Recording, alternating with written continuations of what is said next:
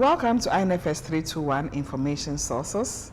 This is the second session on electronic resources, and we are going to look at the internet. I believe students, you are very familiar with the internet. So let's look at a few pointers on the internet. At the end of this session, I expect that you'll be able to understand the internet. So you'll be looking at the history of the internet, look at the dateline, understand internet protocols, understand the type of browsers that we have with the internet. So your reading list is very important. There's a lot of information that you can get from this online tutorial. It's about finding information on the internet, and that is the website. Kindly visit the website for the information on the internet. So let's look at a few definitions and the history of the internet. The internet has been defined as a global network connecting millions of computers. It's also known as a network of networks. No one is in charge of the internet, but we have organizations which have developed technical aspects of the network, and they have set standards. That is why subsequently we'll be looking at protocols. Because no one is in charge, you need to use information from the internet carefully. So a few deadlines. It began in September 1961 on the ARPA, under the Advanced Research Project Agency. Fast forward, it started with only one computer. Fast forward by 1970, we had 13 sites just connected, and then the rest is history. In 1973, Vincent Cerf and Robert Kahn established what we call the Transmission Control Protocol. In the 1970s, the universities all over the world began using the Internet Protocol. And in 1978, the Transmission Control Protocol, which is used to be able to connect to computers, was re-engineered into two parts: Transmission Control Protocol and then Internet Protocol. Now, the history is quite long, so I'm going to encourage you to read all the history about the internet just for you to understand how it started. But importantly, let's look at some protocols, and I've mentioned some already. The Transmission Control Protocol. Let's look at the protocol and how the protocol allows us to search and retrieve information. Now, a protocol is defined as a formal agreement. So when we talk of internet protocols, we are looking at formal agreements on form and style of communication with the internet or on the internet. And their uses are to ensure reliable information transfer, to ensure clear and unambiguous communication. So the TCP/IP defines the rules and procedures for transmitting information transmitted in packages. When you send information on the internet, the information is sent through packages. And the TCP/IP ensures that each packet is sent to the right address. So each packet contains addressing that identify which computer sent the package and which computer receives it. That is the role of the TCP, the Transmission Control Protocol. Without that, when you send a message or an email, it will end up in the box of somebody else. TCP ensures that when you send a message, it goes to the computer that it is intended for. The packets contain sequencing information that specifies order for reassembling when the packets arrive at the destination. When the message is too long to fit into one packet, the data is divided, but that protocol ensures that even though it's divided, it goes to the particular computer that it is destined for.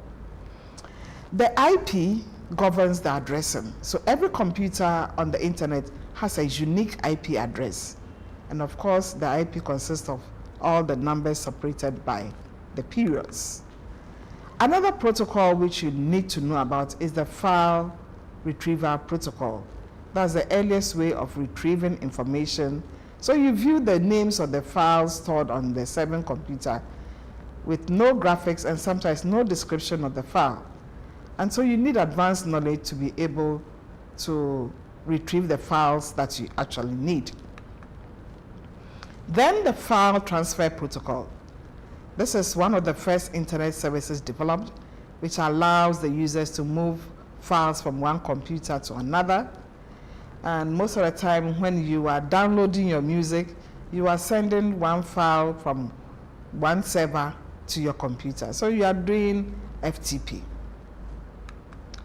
Then the communications protocol, which is very, very popular these days. And you have all the emails and the news group and the chat and the social media using this communication protocol. You either communicate in real time or offline. So you know what the email is, and it's part of the communication protocol. Then listserv. What are listserv? These listserv are built on top of email protocols, and they work like electronic mails, sending message to people whose names are on the list. And there are several listserv. You can subscribe to a listserv on information literacy. You can serve to a listserv on even football. And so what it does is that emails are sent to you because you have subscribed to that particular listserv. So it's a very good way of knowing what people think on a particular subject. So whatever your interest, you can subscribe to a listserv in that particular area.